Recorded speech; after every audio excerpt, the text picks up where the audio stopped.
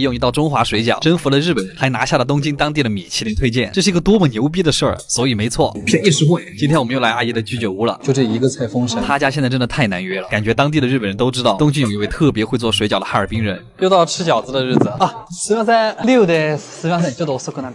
あ、ざます。还是这么小一个店，里面挤满了日本人。时隔1年了，他们的菜单还是这么的破，但就是这家店的味道。主要还是那5种口味的饺子，但我们还是要先吃前菜。这个菜一直被我认为是北方口味的棒棒鸡，跟四川的完全不一样。成都的好像只有辣油没有麻酱，这个鸡胸肉是真的特别的滑嫩。四川的一样好吃。然后这个也是我很喜欢的香菇鸡肉粽，它包得很小，一口下去可以吃到里面所有的料，里面是2坨卤过的鸡腿肉和一些香菇，然后是一道我来到这家店才吃过的菜，皮蛋豆腐，没见过的组合对吧？豆腐的味道刚好冲淡了皮蛋的咸味儿，泰国风味，里面的香醋配上腰果也很绝。最后一个前菜是凉拌水母，你就当是荤魔芋丝好。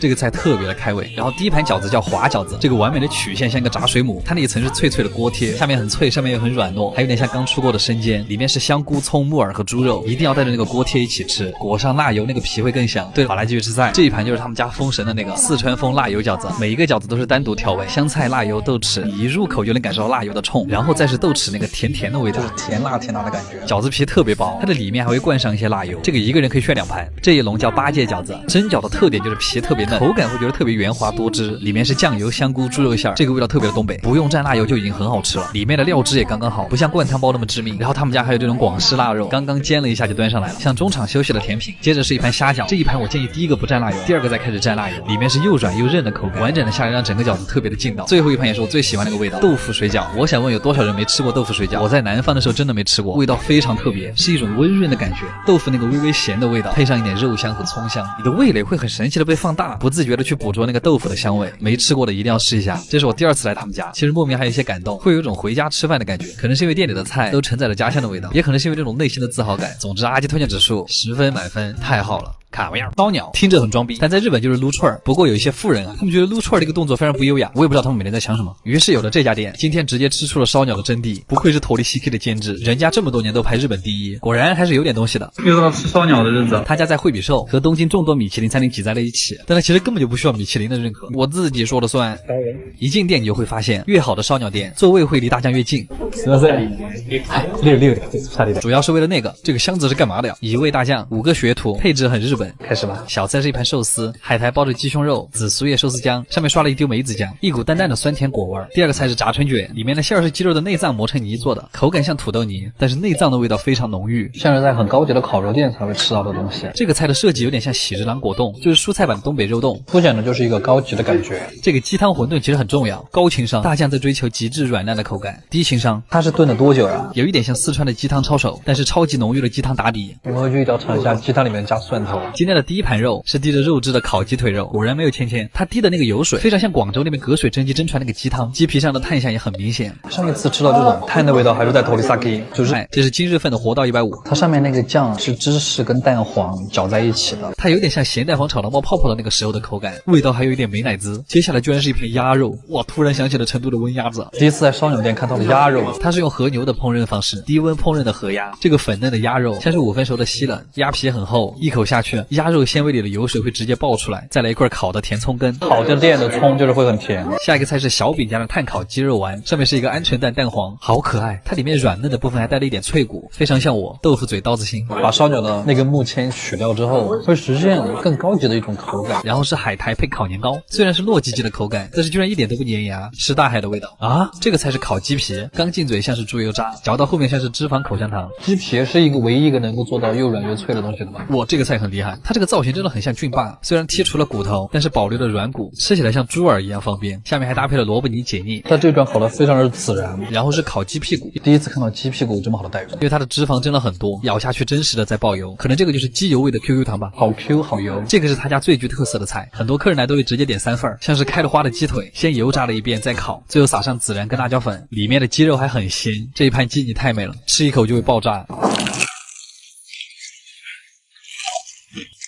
然后是素菜烤红薯，看着黄油融化，还挺开心。就跟日本人很喜欢在西瓜上面撒盐是一个道理，为了让它显得更甜。最后一盘肉是鸡腿3吃，可能因为我没有了签子，所以他们家每个菜都很扎实，炭火的味道让鸡肉完全不腻，甚至有点韩国烤肉的意思。最后的主食是鸡汤烤饭团，太牛了，它就是带锅巴的四川鸡汤饭。最后的甜品是一碗刨冰，在日本还挺少见的。吃完之后我发现，这样的烧鸟店真的很适合开在国内。虽然不是传统的串串，也不是特别高档的食材，但是每一盘的设计都很用心，非常的出片。阿基推荐指数9分，卡样，真牛啊！不过这一次我没来热海，我真的以为新海诚一直在骗我。而且你们是不是经常在动画里的第7集看到主角们一起去热海合宿？我也是来了一次之后才知道，原来这里真的是故事里的样子。一起看花火大会，吃海鲜冬，一起准备晚餐。它离东京很近，不管是自驾还是坐电车，都只要2-3个小时。在爱彼迎上面订了一个山顶别墅，一个行李箱，5张车票，到了热海站10点钟，最好现在就去海鲜冬，不然排队排死。家店在热海很有名，特别是金枪鱼盖饭、海胆盖饭、鲷鱼盖饭还有龙虾盖饭，不要考虑太多，选就对了。吃完记得去买车站旁边的热海布丁，最好再来一个牛奶冰淇淋，接着就可以前往大石山了。它是真的很像一个抹茶蛋糕，上山需要坐缆车，特别浪漫。但是当年龙腾3叶是自己爬上来的，真牛啊！抹茶蛋糕的正中间是一个射箭场，和朋友一起拍照真的能撞到，而且很好玩。山顶的风景基本就和你的名字里一样，吹着海风走一圈。想象一下龙是怎么把3叶推下去的。这个4LDK 的豪华单层房屋，一共可以住8个人，在阳台和温泉上还可以俯瞰岱港，有温泉，有超大露台。还有一群朋友可以晚上一起烤肉，看点恐怖片，一起聊聊天也很开心。热海的晚上偶尔会有花火大会，还是海上的那种。我觉得这个真的是在日本最浪漫的事儿之一了。